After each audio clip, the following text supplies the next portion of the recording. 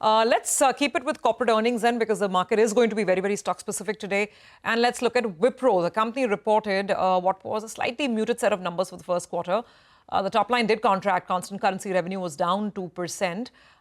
The margin saw a little bit of a nick as well. But that was in line with expectations. However, the company is sounding very optimistic on the second half of the year and on their deal pipeline. In fact, Reema caught up with the Wipro CEO Srini Pallia and CFO Aparna Iyer, as well as the CHRO of the company, Saurav Govil, and began by asking them about the second quarter guidance.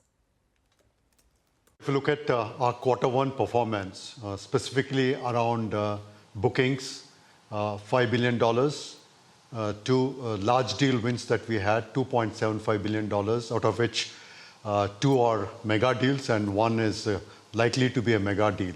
So there is a very strong deal momentum that we have had in quarter one, which we trying to carry to quarter two. Of course, some of these deals will take its own time before we start ramping up. But my question is, will this improvement continue? For instance, can Q3 be better than Q2, Q4 be better than Q3, X of seasonality? Because your Phoenix deal also ramps up in the second half of the year. So how is H2 going to be, to your mind? And can FY26 then be better than FY25? So as far as we are concerned, we don't give a guidance for the full year. But having said that, specific to your question, second half for us will definitely be better than the first half, especially because of the large deal bookings and the pipeline that we have at this point in time. What is very important for us to execute these large deals. And also, the pipeline continues to stay strong for us. So that gives us the confidence that H2 will be better than H1. Okay. And FY26 vis-a-vis FY25, Srini? I think net overall, I think it should be better than FY25. Okay, got that. Aparna, are you confident of holding on to 17% margins at least at the baseline, given that there is still pressure at the top line? We're very, very excited about the bookings that we've had in the first quarter of the financial year. Along with Phoenix, a lot of these deals will begin to ramp up. But for those deals to really translate into revenues, it will require upfront investments. There will be pressure on costs. That large deals typically come at lower margins. And there will be some pressures that we will have to offset. You've tracked our operating margin performance over the last 8 quarters. We've consistently improved. We will go back to that muscle of operational excellence that we will continue to drive. And those are the puts and takes on margins. We don't guide for margins, Reema, but we are happy with our performance in Q1, an 80 basis points improvement. And from there, we will take it.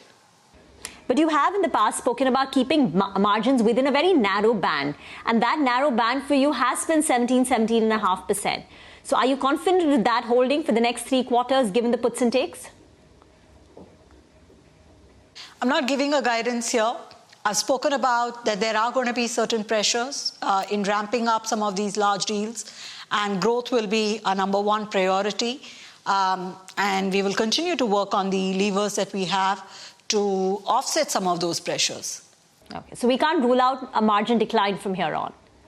We're happy with what we've performed for Q1. We don't guide. And Reema have shared the puts and takes. And we will have to really execute on quarter 2 well. And from there, we will take it, like I said. Aparna, Europe has deteriorated for you even further. Other than macros, have you been losing market share? I mean, what's happening, when it comes to Europe? I think in Europe, we've had, for the last 4 quarters, we've not performed as well as we ought to have. It has been a combination of the macroeconomic environment, lower discretionary spends, but also certain client-specific issues that have played out. We believe we are very, very close to bottoming out. We have a large deal win that we have secured, and also some very good deals that we have also secured in Q1. Our pipeline is good, strong. So we are very, very hopeful of Europe bottoming out and coming back into performance starting second half. That's helpful. Saurabh, when are you giving a wage hike?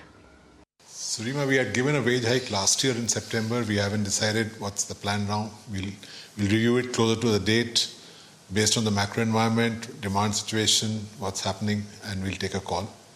So nothing, as soon as we decide, we'll let everybody know where we stand. Saurabh, in the last 4 quarters, last 12 months that is, your headcount is down by 1,200. I mean, what does that signal and what are you planning with respect to hiring? Is it because AI is doing a lot of the coding that you don't need to hire that many?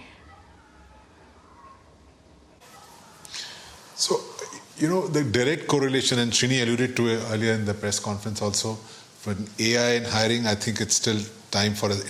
Evolving is the right word.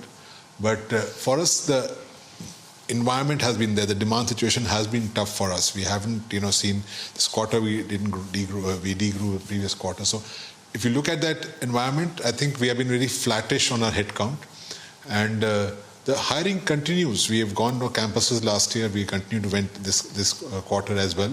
We continue to hire wherever there is demand. We are as we have built up these large deals. We are gearing up to deploy people. Our actually year-on-year attrition has come down because we have put people ready so that we can quickly deploy these people as we move into the execution of these deals. So net, depending on the demand environment, depending on the macro situation, our hiring will be there. Only thing I can say is that the supply side is well geared up to manage any demand environment. So that should not be a challenge from us. Be it look at hiring, attrition, utilization. If I put all these 3 things together, I don't see a challenge. But do you think there is a possibility that you don't give wage hikes as you did in September this time around, given the macros?